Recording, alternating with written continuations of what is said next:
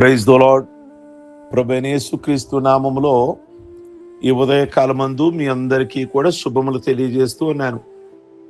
ఈ ఉదయకాలమందు పరిశుద్ధ గ్రంథములో నుండి 2 రాజుల గ్రంథము 1వ అధ్యాయము 1వ వచనముల నుండి ఆ మాటలు ధ్యానిస్తే టోటల్గా అధ్యాయం అంతా ఉన్న మాటలు.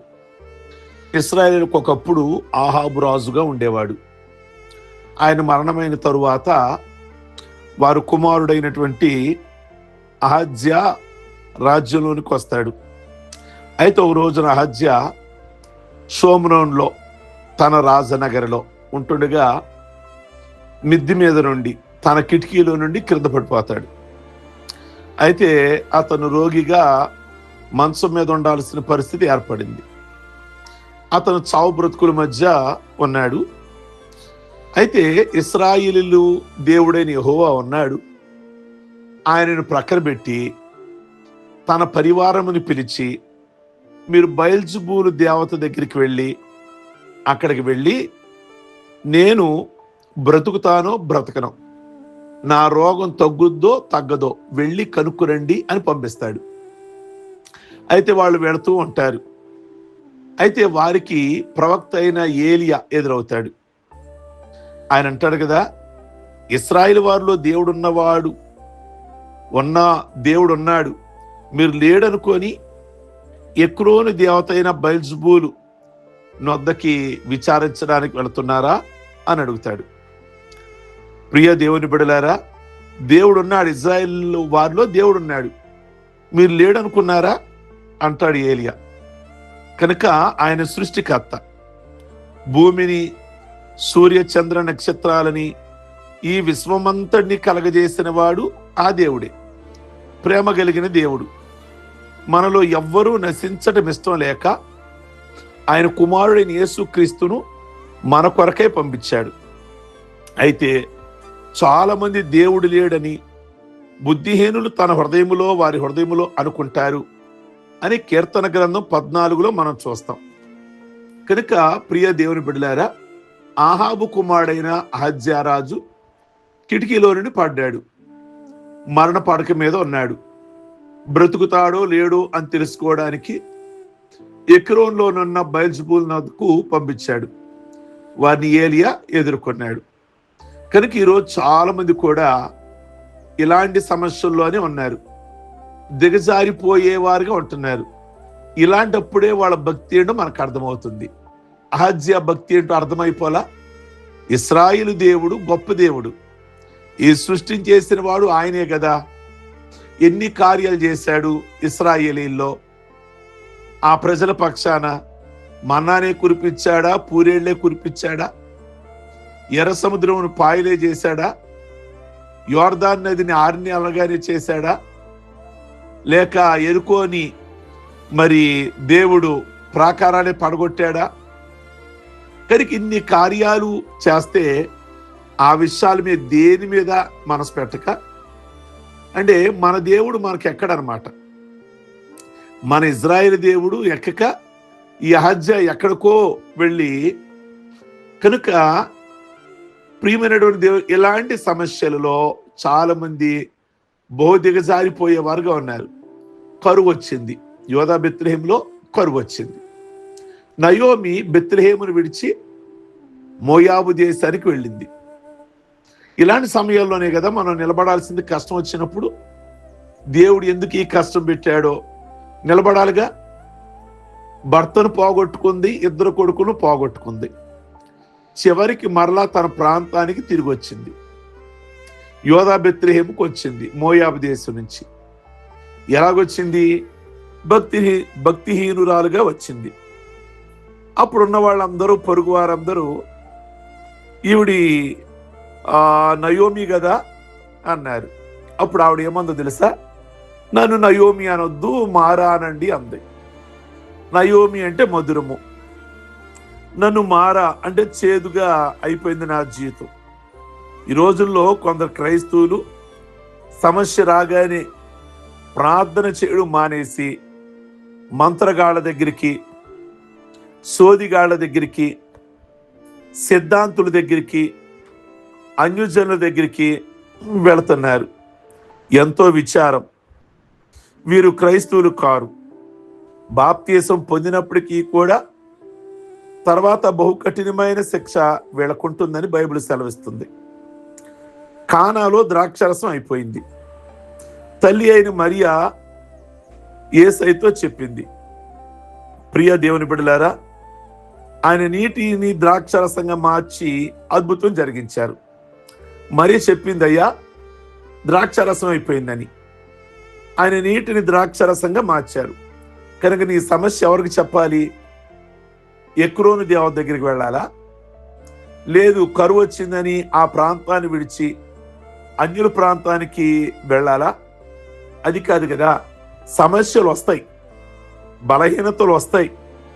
అలాంటి సమయంలో దేవుణ్ణి అడిగి మనం మేలు పొందుకోవాలి తప్ప అటు పరిగెత్తి ఇటు పరిగెత్తి ఎక్కడ మేలు జరుగుద్దని అక్కడ మేలు జరుగుద్దని.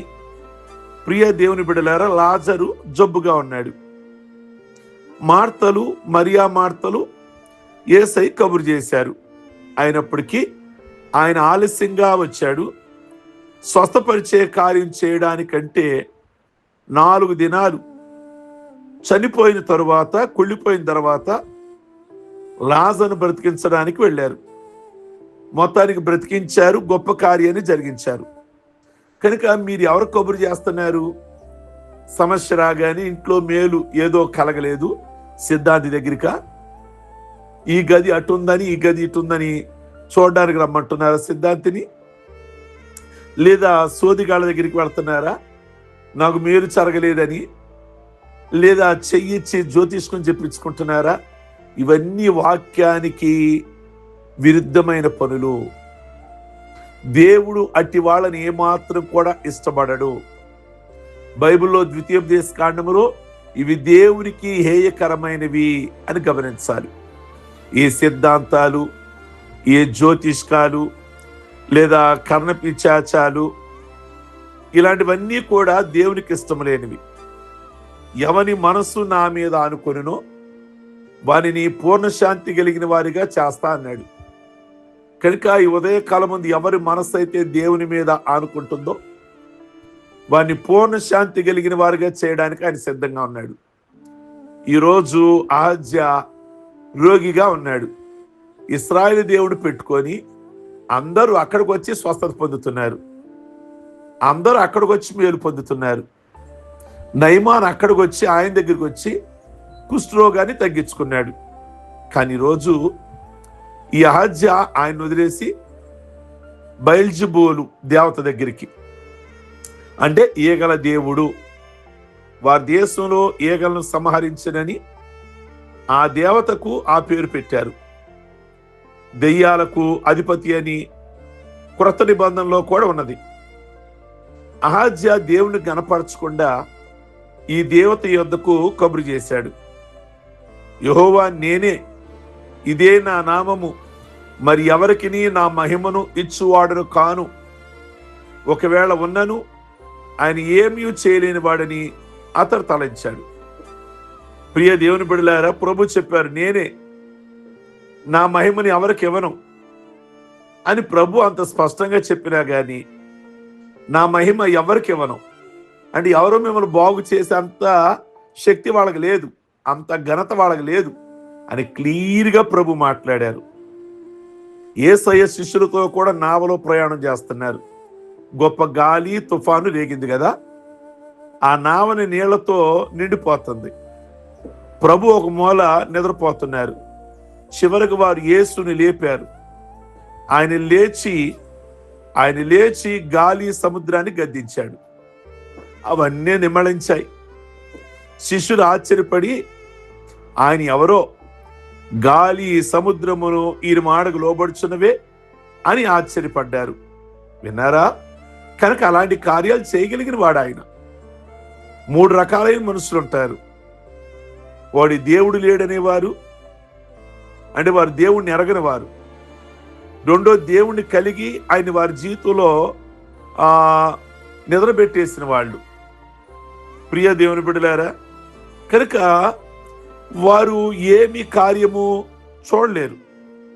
మూడోది, దేవుణ్ణి కలిగి గొప్ప కార్యాలు సాధించుకున్నవారు. కనుక మీరు ఏ రీతిగా ఉన్నారు? ఇంకొను దేవుణ్ణి ఎరగకుండానే జీవిస్తున్నారా? నేడే పాపముల విషయమై పశ్చాత్తాపడి ఆయనను అంగీకరించాలి. ఒకవేళ మీరు మారు మనసు పొందారా? ప్రభువుని మీ జీవితంలో చేర్చుకున్నారా? లేదా మీరు చల్లారిపోయి ఉన్నారా? లేదా నిలువెచ్చని స్థితిలో ఉన్నారా?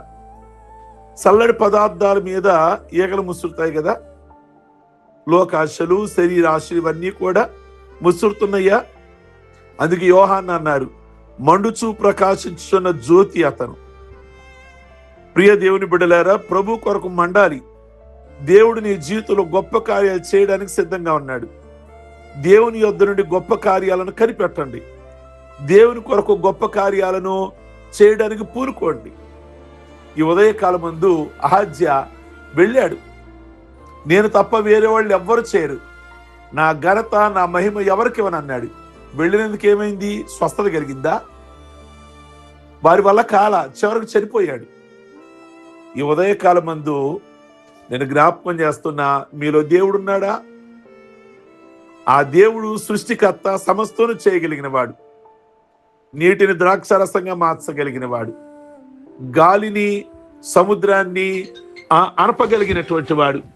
కనుక ప్రియ దేవుని బిడలారా, ఈ ఉదయకాలమందు మీరు నిలువెచ్చని స్థితిలో కాకుండా విశ్వాసములో దేవుని కొరకు గొప్ప కార్యాలు కనిపెట్టేవారుగా ఉండండి.